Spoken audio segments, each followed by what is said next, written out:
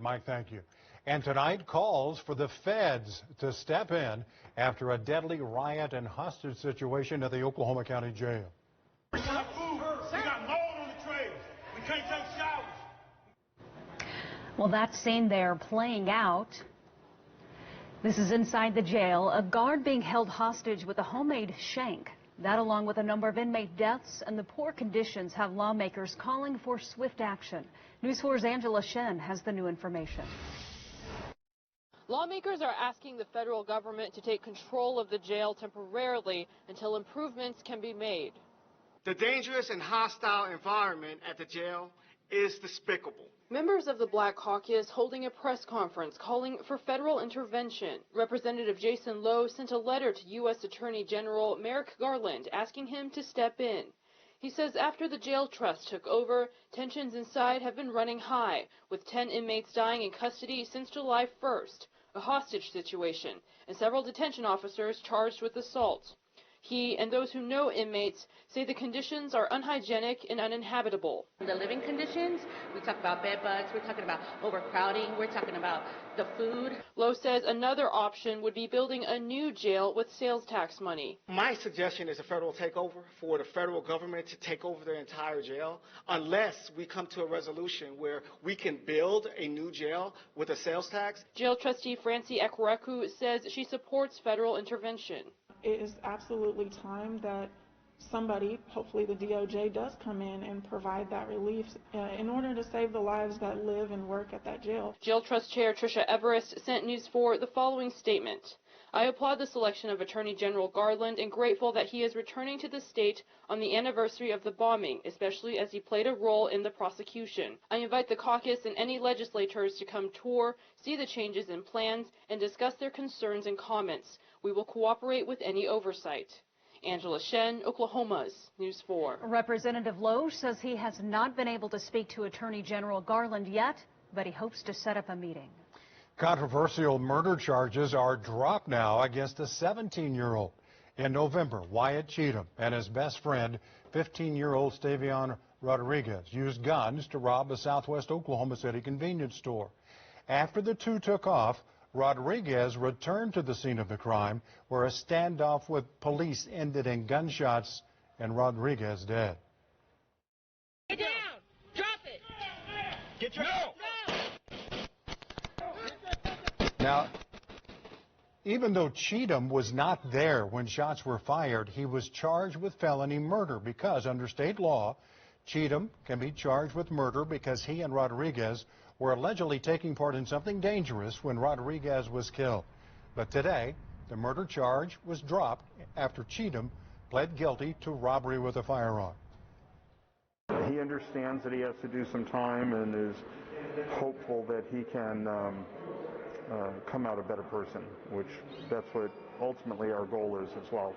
Cheatham will now spend 8 years behind bars, then 7 on probation. His attorney says that he plans to use that time to continue his education. Police swarm a metro neighborhood after gunfire rings out in the night. Tonight, though, what happened inside this home that left neighbors shaken and worried for their own safety? News 4's Lauren Daniels with the breaking news update. Neighbors say this is a tight-knit community, many of them stepping outside moments after the shooting happened. I did hear the car speed off after, maybe like 3 minutes after the shooting. Michelle Walker lives across the street from the victim, 36-year-old Amelia Coteen's home. Walker was getting ready for bed when she heard gunshots that left a family devastated. We heard the whole family screaming, and after that, there was just everybody kind of showed up at once. A tremendous police presence arrived in the neighborhood on the far west side of Oklahoma City, with no suspect to be found. A short time later, officers spotted his vehicle over around the area of I-240 in Western. They tried to pull him over, but he refused to stop. He ended up ramming at least one police car. The suspect, identified as 18-year-old Javier Lewis, was eventually taken into custody near Southwest 44th and Western. Police say one of Coteen's family members was talking to Lewis when he fired shots at them. She apparently heard the gunfire, went outside, and that was when she was shot and killed. Walker, who lives with family members both young and old, says it was a sleepless night for all. I was freaking out. I was scared, because I wanted to make sure they were going to be okay. A tragic evening, rattling a neighborhood to its core. They're really nice people, so I mean, they did nothing wrong. It's kind of just sad. On the far west side of Oklahoma City, Lauren Daniels, Oklahoma's News 4. Lewis was booked into the Canadian County Jail on numerous charges, including first-degree murder. Well, this morning, the Oklahoma City National Memorial and Museum hosting the 26th Annual Remembrance Ceremony. This year, folks were able to gather in person to honor the lives of the 168 people that were killed over a quarter century ago now. Each name was read aloud by family members of some of those victims. We heard recounts of that day from Governor Stitt, Mayor Holt, and keynote speaker U.S. Attorney General Merrick Garland, who was on the scene of the bombing site just 48 hours after it happened 26 years ago and helped bring the perpetrators to justice. I cannot express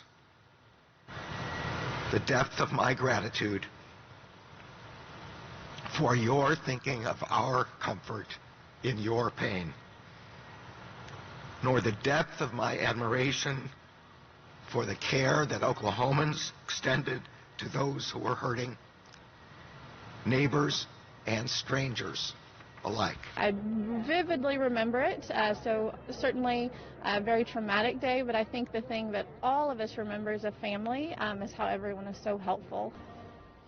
The museum was open to the public after the ceremony ended, and some guests were able to take home samplings of the survivor tree. This year's Remembrance Ceremony, sacred. Survivors and family members of those lost once again able to gather in person. News 4's Taylor Adams looks back at the ceremony and the impact COVID-19 had on how we remember. After a long, difficult year, survivors and families of loved ones who died say just being here on this ground is so meaningful. They're grateful to once again gather, remember, and look forward. We come here every year.